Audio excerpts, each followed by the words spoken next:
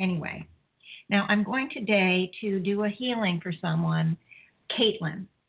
And Catlyn has had a psychotic break. She's in her early 20s. I think she's 21 or 2. She's had some mental issues before. I think they were bipolar in nature. But there is a history of schizophrenia in her family. And it looks like this is what's now manifesting for her. And I do understand that there's been some drug use.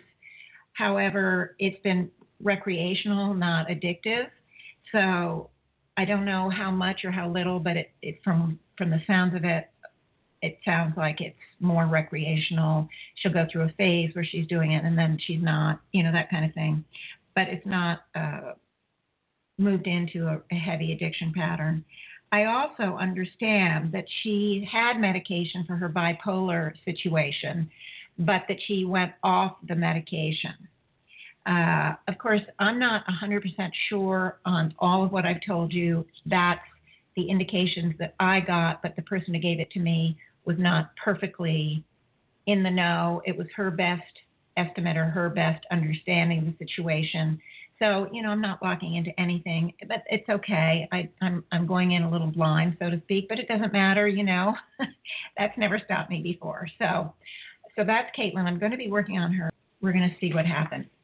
What's been happening with her. She's from another state. Her parents came here.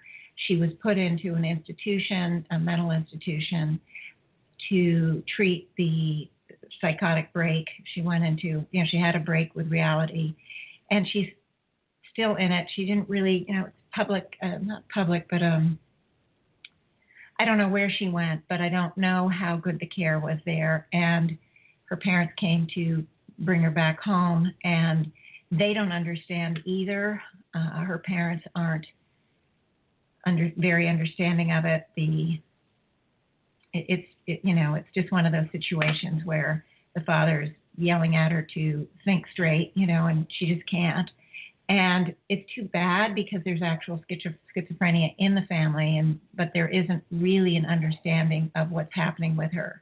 My hope is she goes home and she gets, put in somewhere that can really inform the parents and really, because, the parents just don't understand. And of course, like anybody, you kind of want to hope it really isn't so. And you think if you just talk loud enough that they'll get it. Or, it's like when you talk to somebody who's deaf and that speaks another language, and you keep raising your voice because you think if you talk loud enough, maybe they'll understand you even though they don't speak your language. We aren't always rational guys. We have these little illogical kind of idiosyncrasies. And so my hope is that in some way she'll get to a place that can fully explain to the parents who seem to really not understand. And so we're going to try to bring in some clarity, some help here for her. I don't think that she or her parents will ever hear the healing, but as you guys know, this healing will go out to her and all others like her. We will not skimp on the healing, on the help that we will bring to others. Any of you who've read my second book knows that I have a whole chapter in there on Sophia. Sophia is a client of mine from several years ago who is a paranoid schizophrenic. And without telling you too much about it, I'd never done a healing in any such person, but the higher self just kept encouraging me, and it made a significant difference. Now, she's not completely well, but her life has changed a lot since I started with her. And so it's amazing what we can do. I did work with her a lot more than I'm going to work on Catlyn. And something this entrenched and this deep, there's going to need more than just one healing on the radio show. But if we can open the one door to get her into a proper facility or get a doctor within whatever facility she's in that understands and also is able to connect with the parents, that also has a skill set of really helping her move into finding a way to deal with the disease in her highest ideal. That would be great. I don't know if, that would be the hope anyway. So let's see what happens. Okay. Now that you've gotten yourself comfortable, you've taken a few deep breaths, I want you to quiet your mind as best you can and just focus on my voice. Use it as a little technique to help you bring that mind's eye in for the total focus. We want to activate the focus of attention. Focus of attention is the turn-on switch. It is what activates the energies that are going to be utilized in this healing. And the first thing that's going to be activated with this focus of attention is the now moment. Now, I've started using this now moment again because I don't need to. The higher selves have indicated I don't need to use it because the focus of attention is on the pure soul essence, brings us into the now moment, the forever now moment. But I know that it does that, but I am starting to use it again. I think it's important for people to hear consciously, and the higher selves are indicating to me right now as I'm talking that it's my perspective and it isn't really necessary. They said that all the new listeners, in essence, come in at the same level with all the prior listeners. And I've known that from before, and they're indicating that, because my feeling was I like to do the now moment, the forever now moment, so that the new people who haven't heard the show or haven't heard me, haven't had me give them a healing or whatever, that they need to hear this. And the higher self say, no, they don't. They've actually been present. You know, I do past, present, and future listeners. So the future listeners have been present all this time. They know. So you hear what I'm saying, but it's hard for me to get my brain around completely, even though I do understand.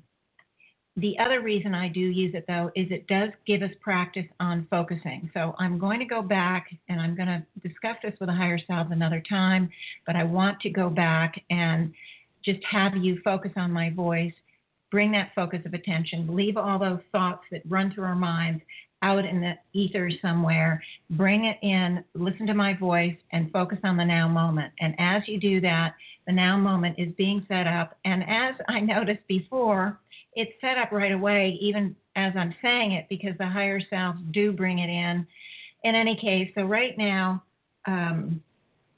we've got the now moment set up. We're going to expand it into the forever now moment, and it's going to expand vertically to encompass the totality of all of the soul processes of all of us at the soul level. And it is going to create the forever now moment because it's encompassing the totality of the journey of the soul from the time we were expressed as minerals all the way through and up until we moved into the fifth dimension, and then beyond that, because we have aspects in the sixth dimension now, and we have the aspect that we sent back as volunteers in the fourth human dimension. We carry that dual soul nature, the fifth dimensional aspect with the overlay or the facade human soul that is operating in this free will kingdom. So this energy is completely encompassing the totality, this forever now moment, the totality of who we are. Now, I am going to call in Catlyn, and she's here. She's right in the center. I see her, and she's like cringing. It's as if the reality of the world, the reality of her life, the just reality, period, is impinging upon her. She doesn't know how to handle it. Oh my gosh, it's just really an intense picture. I want the higher self to be sure that she's encompassed within the now moment, the forever now moment. And she is, and she has a brilliant, very expanded, she is a fifth dimensional guy. So welcome to the reality. We can be fifth dimensional and still have psychosis, still have schizophrenia, still have major problems, but she is a fifth dimensional. So she is being included, the soul, all the totality of her soul is included here. And now we want to focus on the pure soul essence. Okay. The pure soul essence, remember, we want to use that symbolic sun. We want to beam that light throughout the totality of ourselves at the soul level. It is to amalgamate and become one with the totality of who we are, and it fills up. With all of us doing it, it fills up the forever now moment. And right now, I see Catlyn She's got the light within the body. It's there, but it's not moved into the rest of the soul. Oh, that is a picture I have never seen before. Oh my gosh. The good news is that it's there, but somehow at the soul level, she is not allowing it to become one with her. And I think it's because she's just shut off in some way. She's just shut off. And that's why she's manifested this very, this psychosis, whatever she's going through. So, okay, well, I want to just bring the whole group right into the symbolic diamond, the symbolic pure soul essence of the originating source itself. It's a beautiful energy field. It's 2 4-sided pyramids, base to base. It's not solid. It's just energetic, and it expands to be as big as it needs to be, and it's used to encompass the totality of who we are. And there are those legions of souls that come in each healing that I do, that come in and partake of the light that they're ready to utilize with their next step in their evolutionary process. And so right now we are fully cooperating with our pure soul essence and with the originating source. We've tapped into the tremendous resource. We are working from within. And right now, I see this Catlyn at the center, right at the center of all of us. I see her soul process. It's part of it, but the light is held within the body. It's as if she can't put out the light, okay? She can't put it out. She has it. She has that light. She can't put it out, but there's no concept of what that light is. There's no connection to the light. It's as if I don't know exactly what it is, so I have to just start what I see. And I'm asking that all of you listening, whether it's live or in the future to the archive show, please work with me on this. And even though we might take some steps in the live show, in the archive show, she's still going to need help because she's got an issue. I've never seen this. So it doesn't mean that I haven't been exposed to it. Maybe Sophia had the same thing, but I wasn't at that same level of visualizing and seeing things that I am now when I was working on her. So it could have been there for her. I just don't know. But in any case, all right.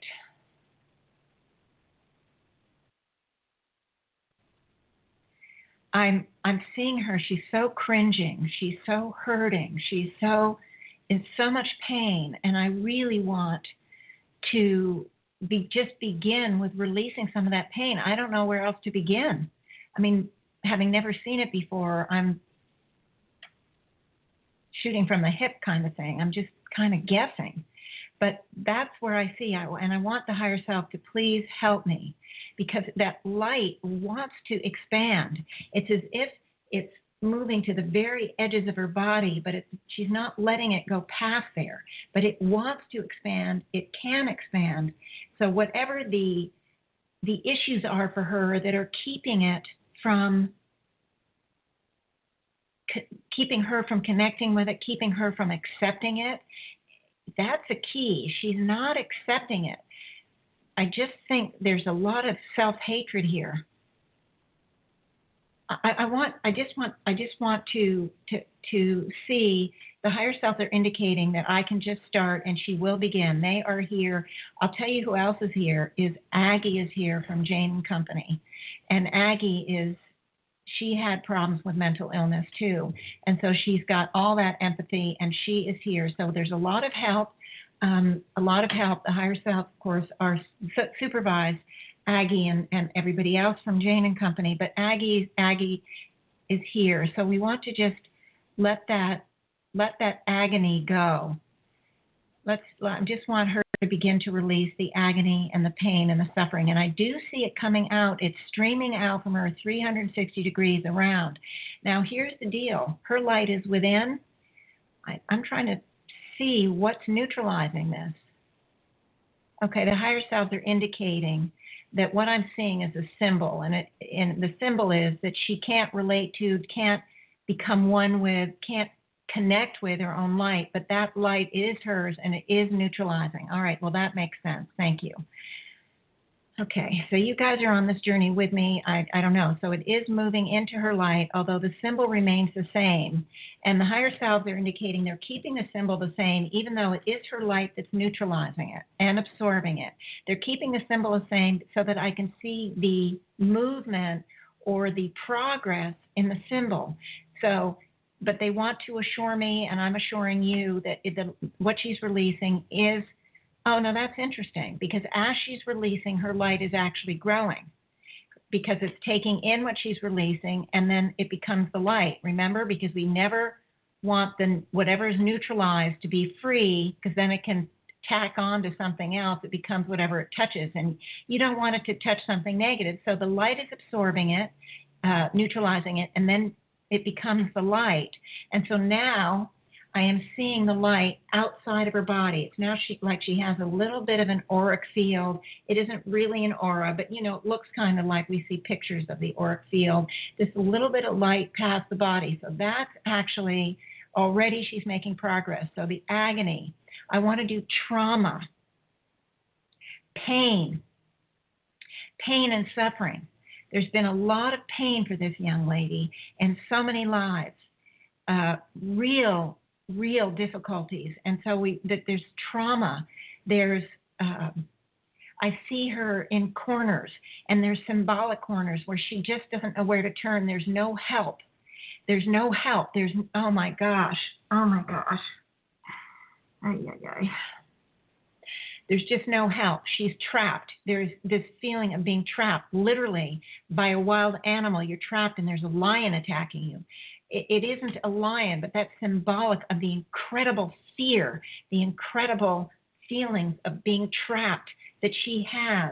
And so I want all that feeling of being trapped to move into her light, to be neutralized, to be absorbed, to become more of her light.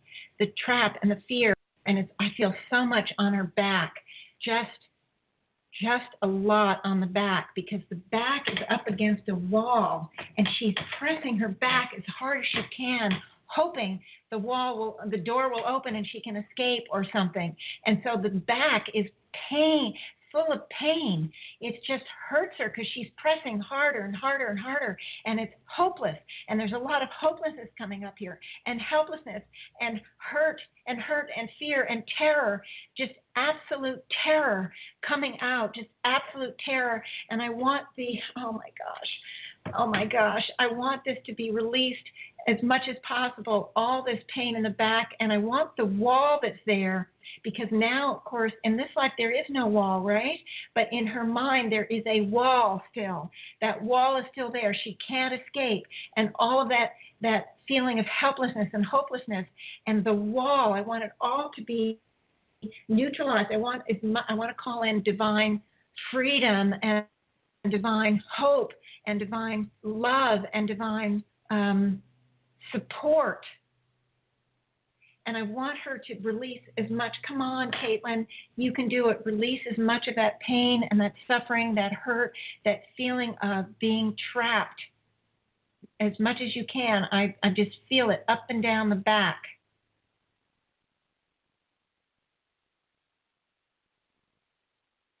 Okay. The terror for Catlyn was so intense that the only way she could escape, and this wasn't just one life, this was a series of lives, and the series of lives brought her to a place where I would say there was a perfect storm life. And in that perfect storm life, it was so extreme. This terror, whatever was after her, whatever was threatening her, whatever was making her suffer, was so extreme. And I'm not getting that life. And thank goodness, I don't want that life. Thank you. I really don't. The higher selves are indicating it is not important. That I know, and I could feel the issue, that she chose the only route of escape that she could, and that route was insanity. If she disconnected from reality, she was no longer with her back up against a wall, symbolically. She was no longer traumatized or in terror. She went insane. She, at the soul level, chose insanity as an escape route. She was not in a position to escape in the ways that we think of today, drink too much, do drugs, work 18-hour days so we can't think, become obsessive compulsive, or become, I don't know, whatever. We have a lot of ways of escaping our issues, our patterns, our fears, our hurts, our wounds, but many of them they're workable in society. Many of them, as difficult as they can be, their coping style, their way to deal with the issues that our souls experienced over the many eons, including this life. But at least we hold on to reality. In her case, there was no other option. And so she took the option of insanity. I'm sorry, but it's really bringing tears to my eyes because I just can't even wrap my head around it. I mean, I'm imagining it well enough that it's upsetting, but I can't even imagine moving to that place, as difficult spots as I've been in my life, and I know all of you have also. So anyway, she's played out of the insanity pattern. I do want you to know, and I want to have her release the insanity pattern as much as you can, and I felt an immediate break. She putting on the brakes. She does not want to release that insanity pattern. She's holding on to it for dear life. Why? Because for her, it meant safety. It meant for the first time, maybe there was a sense of peace. As crazy as she might seem to anybody else, she had disconnected from what was really upsetting and scary and terrifying to her. So for her, there is a safety measure in that insanity pattern. And the minute I said to release it, she put on the brakes. Remember, I can't push or force any soul to do anything. It's completely up to the soul at the free will level. So her facade soul is choosing not to release the insanity pattern. I want to explain that really clearly. Big breaks. Okay, immediately a wall went up. So we're not going to work on that. I want to reassure Catlyn that we are not going to work on that pattern. She can hold on to it for as much or as long as she wants. What I'm going to work on instead is hopelessness. I want hopelessness to come out and powerlessness. And she is now, I see her beginning to release again. She's letting hopelessness go and powerlessness go. She understands that she doesn't have a problem. She understands that hopelessness and powerlessness is, who wants that, right? Okay, so where else? How else should I approach this now, higher self? Well, yeah, we can definitely let the physical pain go that she's experienced. And as much of the emotional pain, the hurts, the wounds, because there were times where a lot of the terror came from arenas, from people, from situations and conditions that you wouldn't expect it. So I actually see betrayal here too, which is kind of surprising, but there is betrayal here. I guess if someone you think shouldn't be doing these kind of things to you is, in other words, it's someone you care about, maybe a family member or a close friend or a part of your community would do such a thing to you, that would really intensify the hopelessness, because where would you have to turn? It's as if, some people who feel attacked by the police, and it's a policeman that did something to them, they wouldn't go to the police to report it because they would feel that the police wouldn't, you know what I'm talking about. They wouldn't do anything about it. They would just enable the officer to that's doing something. And I'm just giving you an example because we all know, we see it on TV all the time. Hopefully that kind of thing goes on less and less as days, months, and years move on. But of course, there have been incidents, whether it's police or any other kind of authoritative type societies, you have individuals within them that betray their oaths or betray their commitments or whatever. And that is, in essence, issues they have to deal with. That's what they have to learn and bring into the light of understanding and whatever their soul chooses to do with it. But in any case, that's a big part of this hopelessness, because it does come from some directions. I don't see police here or anything like that, but I see close people who are close. Some are very close and some are more close, like a community. And then the horror of not having the community step in. It's like, another example is like somebody is being beaten or attacked or raped in an alleyway, and all the people in the apartment buildings on either side see it and they don't get involved. They don't step in. They don't help. They don't try to save the person. And so it's that kind of thing where that hopelessness is very, very, very deep, and the sense of betrayal is huge. So I'm really asking for that to be released, the hopelessness and the betrayal. And this part of the pattern is, I think, in part why she chose the parent she did. First of all, her parents actually are very good people.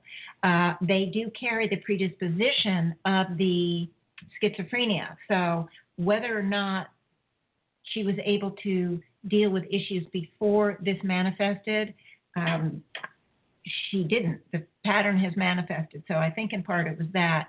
But also, I think the fact that her parents are a little bit, I want to use the word clueless. It doesn't mean they're not well-intentioned. It doesn't mean that they don't love her, and there's no denigration of the parents at all.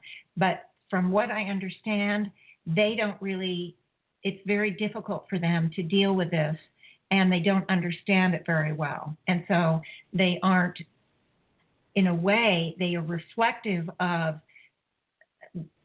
the essence of betrayal coming from people who are close that aren't really helping. And that's where I think this choice of parents is, so it would activate this part of the pattern, which is important for her. We don't want her to have betrayal in her life. So it's activated, and it does feel like betrayal, and I'm seeing a lot of betrayal being released, just a lot of betrayal, a lot of lack of support, lack of help, and as a result, feeling completely isolated, feeling alone, feeling,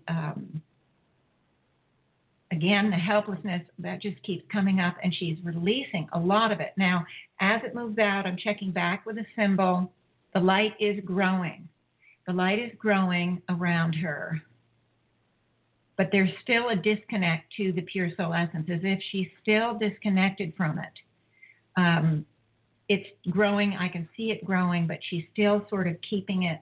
I think that a lot of this is self-hatred. It's as if she doesn't deserve to have that pure soul essence. It's as if she's denying herself it purposely because she doesn't deserve it. She's so awful. And that's the decision she made about herself at some point way back when, because it's only somebody who's so awful could deserve the horror that she's experienced. And there's been a lot of misunderstanding. Of course, in many of these lifetimes, there were teachings about punishing God and all sorts of things. And if you don't do right, you'll get punished. So I think she's taken on from those various kind of spiritual approaches in her various lifetimes, the idea that God must hate her, that she's worthy of his hate. She doesn't deserve any good in her life. So it's as if she's purposely keeping that light from being part of her because she doesn't feel she deserves it. And so I want this lack of deservability to be released, this misunderstanding and misconception that she's being punished in some way, that she doesn't deserve to have love, that she doesn't deserve to have support, that she's not good enough, that she's so awful. Yeah, the inside is just this really agonizing feeling of being so awful. Whoa.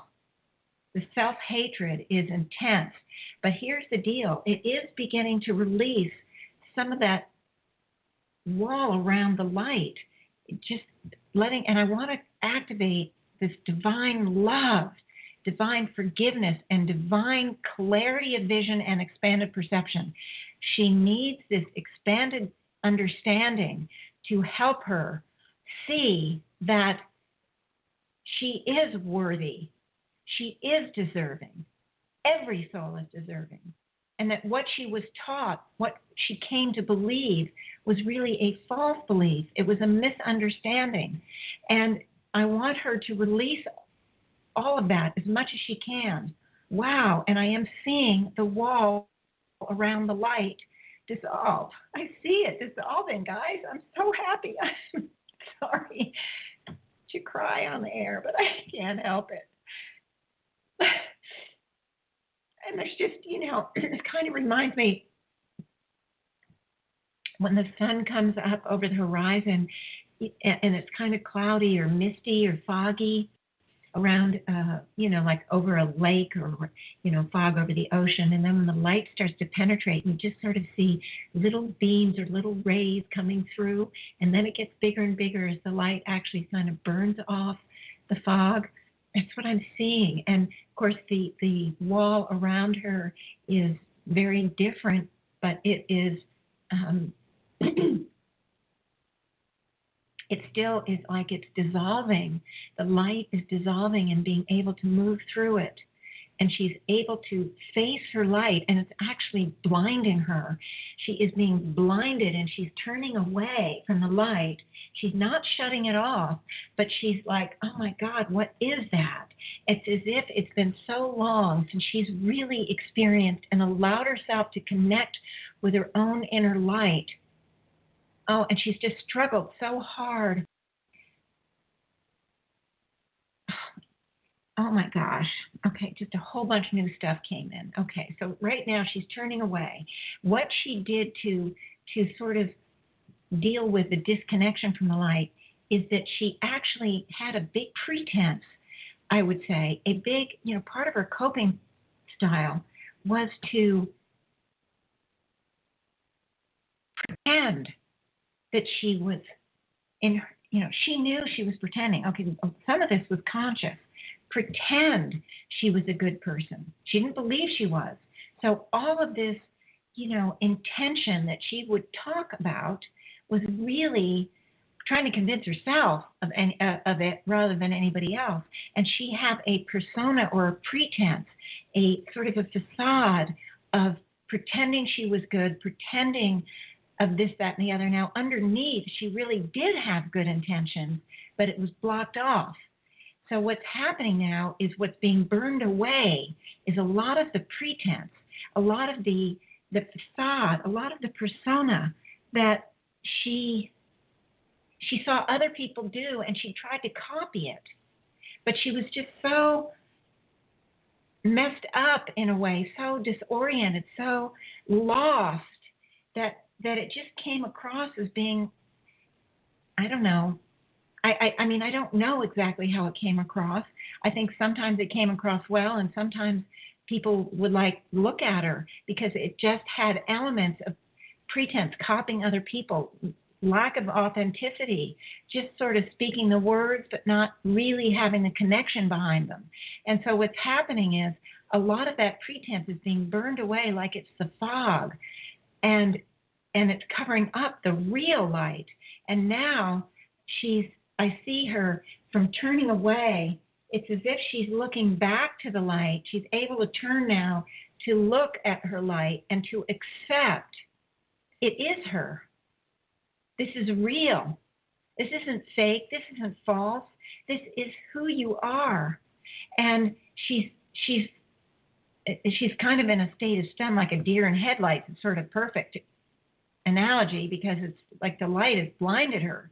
And so we want to let the blind go. We want all that concept of blind, or that, the idea it's too much to look at. It's too overwhelming. It's too, I can't accept it. I can't fully embrace it because, oh my God. And so now I am beginning to see this light moving to merge with the totality of her at the soul level.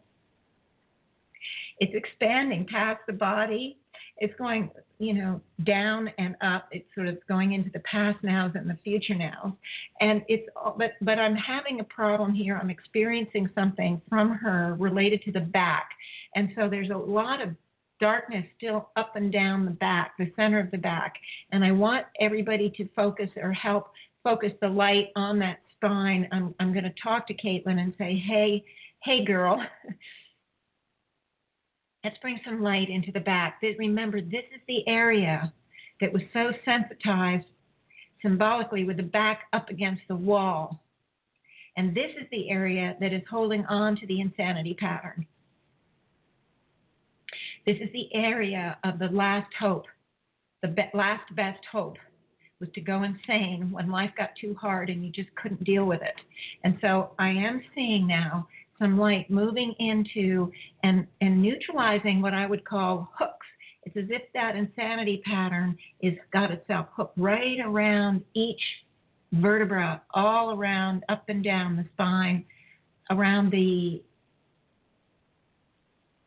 spinal cord even, and just it's got these hooks in it, and I see the light moving to dissolve the hooks, neutralize the hooks. It's really beginning to do it.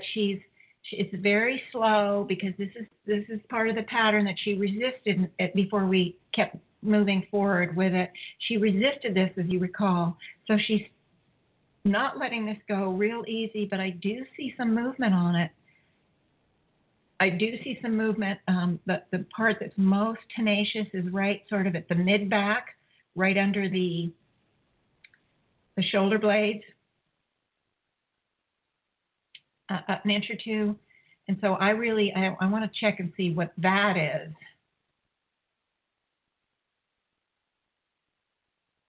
I'm not yet getting what the pattern is, but I want to just work on it. It's like a big knot. It's like a big frickin' knot. And it's got intention to hold on, strong intention to hold on. It's definitely some sort of altered reality, which is part of this pattern. There seems to be anger and rage here, and the desire to get back at. There's a desire for revenge here, which I think everyone can understand why it's there, because with so many difficult, painful, horrible kind of lives, whatever they were, the higher self did not give them to me, and I sort of get that and understand it, and I'm not complaining. But the rage must have been off the roof. The rage, the blame, the need for revenge, the absolute need for revenge is very, very intense here. And I want to just explain to Catlyn that everybody understands the desire for revenge. Unfortunately, the past is past. So what happened to you in those other lives, there is no revenge, even if it were a good thing, because it's already happened. We can't change the past. So we want to and if we stay in that place of revenge, we live in bitterness. We live in the idea that we're victims.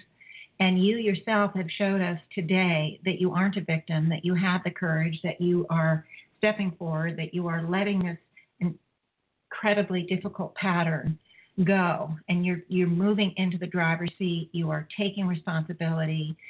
You're becoming an active participant in your own healing. And by holding on to revenge, it's going to hold on to that pattern. And it's really a stickler here. We really need to start to neutralize the want, the rage. So let's just start with the anger and the rage and the frustration. There's a lot of rage and a lot of frustration here. I want you just to send the light and let it go. And I do feel this knot loosening. You're doing great, Catlyn. Oh my God, I'm so impressed. I thought this was not going to be easy to. It feels almost like, and I want to use the term Gordian knot, but I'm not even sure what a Gordian knot is. But my impression is very, very difficult to undo. But there are elements of it that are coming out, like threads of it are coming out. They're being neutralized. They're being absorbed. And as they do it, the knot itself is becoming a little softer. It's not holding on so hard. There's still this, like, almost like a wick from a candle or something, but it feels, the ball feels like a cannonball, a wick from you'd light something and it would explode. That's what it feels like. It's explosive. And I want that explosive quality to be, just flooded in light, divine serenity, divine love, divine forgiveness. Divine forgiveness is really important here because it's important to forgive the self, and it's important because there is self-blame here too. So we want that to be gone, because I already talked about how she listened to the spiritual teachings of her various lives, which proved to her that she was a bad girl. She was bad. She was evil in whatever way, and that God was wreaking vengeance on her. Sorry. So we want her to release all that self-blame and that self-attack, because that's part of this too. It's very difficult when we feel that bad about ourselves, it's really difficult to come into an understanding that we did the best we could, that we are actually not bad, that it's a false belief. It's so painful to look at that feeling that we're horrible, and the feeling of hating ourselves. So it's very difficult for her to look at that, and I want to call in divine love and divine forgiveness and have it just completely wrap this thing that's in her back, and specifically wrap that wick or that thing that you light to do the explosion. And I want that, you can light it, but we're going to light it now with divine love, and it's just going to burn away this self-hatred, this self-attack, and the pain of looking at and facing what we think is so bad about ourselves. It's the pain of facing it. It's because we don't understand that it's a false belief. It's a misunderstanding, and we aren't bad. She is not bad. She is a beautiful, beautiful person.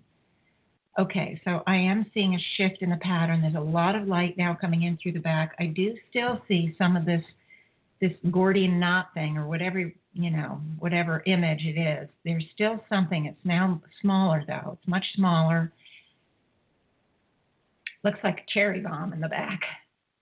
That's what it looks like. It's just, I guess, because it's been 4th of July, I'm thinking about firecrackers, so that's the image that comes up. But it still has the potential to explode. Still has the potential. It's still part of her holding on to this pattern.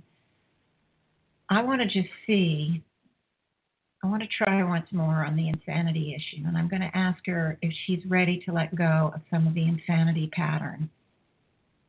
And I do see some of it releasing. There was not the immediate putting on the brakes and refusal. She's letting it go little bit, okay? But there has been a shift here, as she did not put the brakes on. And as a result, there is more of a connection with that pure soul essence light. More of that wall between her and the light is dissolving. More of the fog, more of the interference, more of the disconnection is being dissolved, because it just was the disconnection from her light. She just shut it off. When the hope went, powerlessness went, terror came, she just shut off that light. And so I do see it opening up now even more as she lets go of the insanity pattern. Just have to watch it for a bit here, because it's just she's continuing to process. There is expansion of her light. It's moving bigger and bigger and bigger. I want to activate and call in even more of the divine connection, the connection to herself, to reality, to her higher self, to her pure soul essence, to her true soul essence, divine connection to the totality of who she is.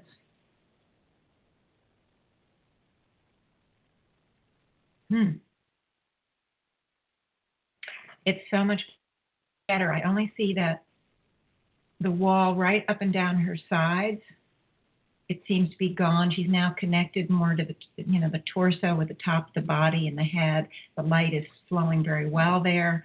It's from the armpits down on the sides that I still feel some resistance, and let me see, and to the legs also. But it's what's so good is that it's been open now for the first time, and I would say, let me see if I can get an indication from the higher self on this. Yeah. It's a long time, guys. I'm getting hundreds of lives, hundreds and hundreds of lives. Okay. Oh, that's interesting. She has been working the last couple of lives to free herself up, but she's not been able. She has taken some steps lately, but it was as if she had so much difficulty that she walked off the path. She was just literally unable to process, and so there were a lot of times that she spent in the between lives dealing with her issues. Then she'd go back in a life. But, we go in, we come back deaf, dumb, and blind, as you know, we don't remember anything. And so whatever her intentions were often got lost because of, we weren't always in lives with this kind of expanded concepts. And not only is this particular time on this planet expanded because of where the planet is.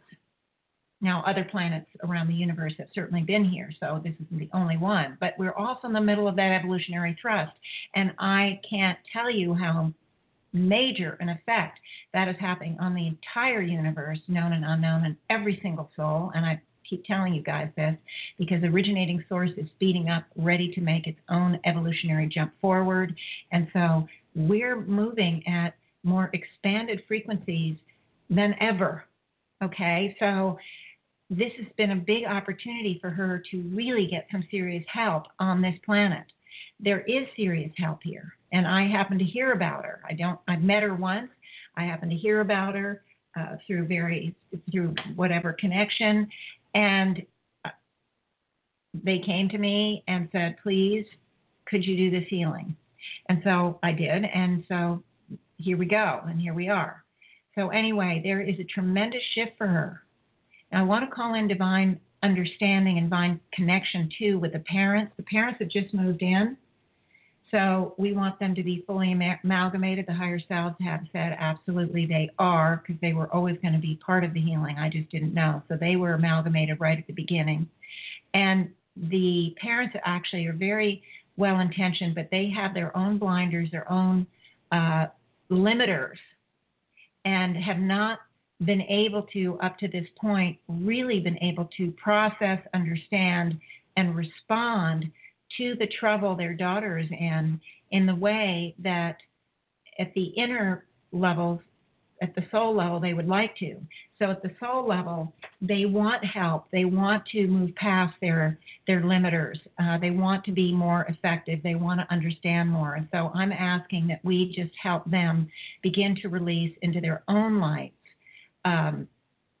the limiters. And I'm not going to go into all that they are. This is not about doing a major healing on them, but I want to release the misunderstandings, the misconceptions. I want to have them release as much as possible the hurts and wounds that they experienced that created their limiters in the first place.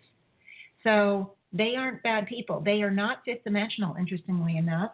So they're struggling in their own evolutionary process. They're trying to come into their own understanding. And part of the connection with them and their daughter is that they're both going through a period of healing, and they've agreed to do it together. The daughter with the fifth dimensional information, energies and expanded concepts, once she's able to move past this disconnection with reality, she is going to be helping them a tremendous amount. And they, meanwhile, are moving. The daughter is forcing them to face their own limitations. So this is a good thing, guys. On the surface, it looks like, oh, yada, yada, yada. But really, this is a good thing. And the parents, actually, I'm seeing them doing quite a bit of releases. They are releasing their blinders and what we might use the term as ignorance or cluelessness or something like that. They're releasing a lot of the blinders and the causes of the blinders, which are their own sufferings, their own misunderstandings, their own limited belief systems. They don't have the fifth dimensional understandings, the unremembered remembratives that we have with, and that Catlyn has with the dual soul nature. They don't carry that. So they are only operational at the level they are within their human progress. They aren't lowly, new humans. They've been around for eons of time in the human kingdom, but they are still not operational at the highest human frequency as yet. So they're still in process. They're still going through their learning curve and their own journey. If you want to learn more about this, guys, really get my book, Soul Psychology, Our Journey Through the Human Kingdom Universe. Very important to give you some background and context for some of these healings that I'm doing. Really, you're going to love it. Anyway, they're releasing a lot of their stuff, and I'm seeing it flowing out. I'm seeing it neutralizing. So I want to get back to Catlyn because I just want to see where she is. And she's getting stronger and stronger, and she's now noticed that her parents have come in. Okay. Oh, this is interesting. I think one, if not both her parents, were part of a community or communities in some past lives that did not support her. So that's really interesting. There's healing that needs to go on with that pattern too. And I don't have time in this healing to do that. Somebody just came in, but it's okay. Just a sec. So I don't have time to go fully into it, but I can tell you right now, that's just an interesting twist of fate. That was also part of triggering the pattern. We want to just have them both, all of them, release any betrayal or hurt, misunderstanding. Okay, I do see the parents cowering. The higher self are bringing you to a sample of a life where they didn't support out of fear for their own lives.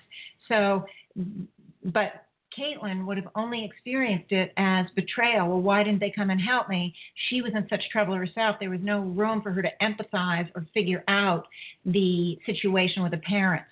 So there is a lot of healing that needs to go on with this too. So I'm asking the higher selves to please have all this healing, releasing and neutralizing. I want to call in divine forgiveness, divine understanding, divine love, always, always, always, always, divine connection. Gosh, this just turned out to be fascinating, guys. And the higher selves are indicating that it is so much has gone on energetically that they are now putting the cocoon around Catlyn. That's the one we really need to have the cocoon around. But there's also cocoon around the parents, mainly because the higher self will continue the processing as long as the souls are giving permission. Now, the indication I'm getting is that Catlyn is really on a roll. She's decided, yes, she wants to keep processing. She is indicating that just because the healing is over, she doesn't want to stop. And as a matter of fact, that cherry bump in the back of her back is pretty dissolved now. She's become determined. I see her like the inner warrior. She's had it with this pattern. It has been such a nightmare for her. Now, I'm not saying that suddenly she's not going to be schizophrenic anymore. I'm not saying that. I don't know how it's going to manifest in her outer reality, but I am telling you right now, she took a huge step, and you guys know that. So all I can say is those divine opportunities, the help that she truly needs to get her life back, not only back on track, but better than it was before, because it was still messy before. Even before she had the psychotic break, it was messy. It was difficult. It was up and down. It was just confusion.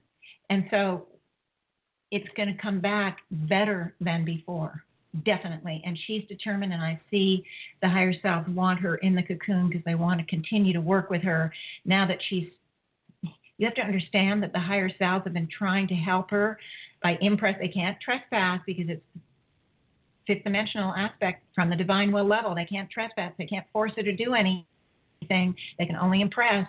And oh my gosh, they are like, if they had emotions like we did, there would be, elation here, because it's been, as I said, a very, very hundreds and hundreds of lifetimes, eons of time. So we're talking a long time that she's had this pattern, and it feels like freedom for the first time in so long. Freedom and connection. Oh my gosh, that connection is going to feed her. That light, that connection with her light is going to feed her. It's very exciting. So I don't know that we got rid of everything, but boy, she's determined. Her parents are also still processing.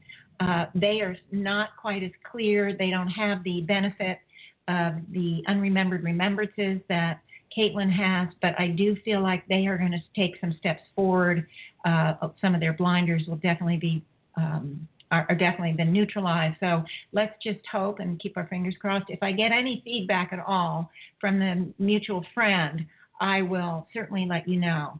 But if not, I just, nobody knows, because she's now left the state. She's gone back home with her parents. So we'll see how it goes. I don't know if I'll get any feedback. I'm keeping my fingers crossed. All right. So with that, the healing is done. I'm pretty wiped, as you can imagine. That was really intense. And so joyful, really. I'm so excited. A lot of things absolutely new came to mind, came to the healing. I'm sorry, I'm having a hard time talking. It seems like I'm so normal because I just keep talking, but really I'm in the frequency. When I get out and just try to talk about this, that, or the other, it's so difficult. Anyway, I encourage anybody and everybody to please email me if you have any requests. I have a long line of people requesting. This is kind of exciting. I think I mentioned, or maybe I didn't, a gal from Canada, I think I did, that reached out. Somebody 3 years ago gave her my book Choices, and she then got my second book when that came out. She's so excited. She's been working, she's been reading, she's been helping herself, and she didn't know that I'd answer her, but I did. And she couldn't believe it. She didn't thought maybe I had an assistant that answers. No, I answer. Anyway, I'm going to do 2 healings, I think I mentioned, starting next week on her. And I have, I think, 3 or 4 other people in line for healings. I encourage you all to write me. It might take me a while to get to you. Sometimes, like today, I'll put 2 healings back to back. I didn't do it today because I could have, but I just didn't. And I'm glad I now know why, because this healing on Catlyn was so amazing and so intense and so different. They're all so different that I don't think I could have gone on to another healing right now. I just couldn't have done it. But maybe next time I'll do 2 healings. Now, next time I'm going to do 1, because I'm going to give you this great information that I'm not telling you what it is yet. But I think you're going to go, oh, okay. Oh, really? Ooh. I never knew that. That kind of thing. And I think you're going to get a lot out of it. It will help. The expanded understanding is going to help you a lot look at certain things in your life. And then, of course, it leads into the next topic, which I'm also not telling you what it is. Maybe the mystery will get you all to answer. Anyway, I do have a caller ending in 4619. Thank you for calling in. It doesn't seem like you've been on very long. Maybe you didn't, maybe you, this is, as soon as you can get on. But I'm happy to welcome you. And if you want to get on the mic, you should put the little number or whatever you do to get on the mic right away, because I'm just winding the show down. But anyway, thanks for calling in. Thank you for everyone thank you everyone for tuning in, whether it's live or after the fact. I cannot say enough how important this show has been for me. And I hope that it's been equally helpful for all of you. And just remember, email me, janet@higherselfvoice.com or janet@janetrichmond.com, and I will answer. I will respond. You can make comments. You can ask questions. I'm thinking maybe I'm going to get a lot of questions over the next few weeks when I do these next two topics. I don't know. It's a big step for me. It's a big step for me, but I think I'm ready to take that step. And, Joan she's here now, actually, she's reminding me how difficult it was for her because she was getting the information as far as she knew, as far as any one of us knew first. And there wasn't anywhere else to go. There wasn't anywhere else to discuss the information with. Remember, it was back in the late 70s, early 80s. I met Joan in 83, but she'd already gotten this information by then. In any case, she was all on her own, and she's right here with me. She will be helping me to express, filling me in on areas of holes, because there are holes in the information. She just couldn't bring in everything, and then I didn't get every single tape. There are many private sessions I didn't get. I just got whatever she had left, and so there are holes. And what can I say? So anyway, she'll be with me, helping me share it with everybody and supporting me. And anyway, I love you guys, and I'm going to end the show now. Just stay tuned for next week. It's going to be very interesting. And thank you from the bottom of my heart. You cannot know how much I love you all and how much I love this community and how important you are to me. And I'm hoping if I can help at least one of you, and hopefully it's way more than one, I'm just so thrilled. It means the world to me. Okay. Talk to you next week. Bye. Thank you for listening to Janet Richmond and the Higher Self Voice. Visit Janet's website at janetrichmond.com to view all of her upcoming events or to buy her book, Choices, Neutralizing Your Negative Thoughts and Emotional Blueprints.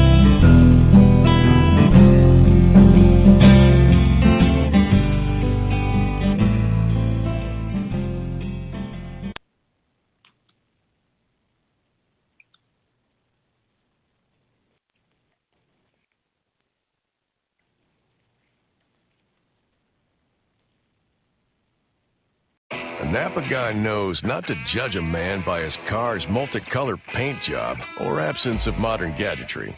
Who cares if it's technically old enough to vote and the windows are powered by the strength of your left arm? Your monthly payment is zero, and it'll stay that way. Because with over 400,000 parts and a little Napa know-how, you can keep anything on the road. She may not be pretty, but she's all yours. That's Napa know-how. Shop at Vaughn's and Pavilions Friday through Sunday now through August 28th and earn 2 times gas reward points on purchases. Clip the weekly coupon and use at checkout, or click the coupon on Just For You. Redeem gas rewards at participating Vaughn's, Chevron, and Texaco gas stations. Maximum gas reward at participating Chevron or Texaco stations is 20 cents per gallon in a single fill up to 25 gallons. Other restrictions and exclusions apply. See complete details at vaughns.com or pavilions.com.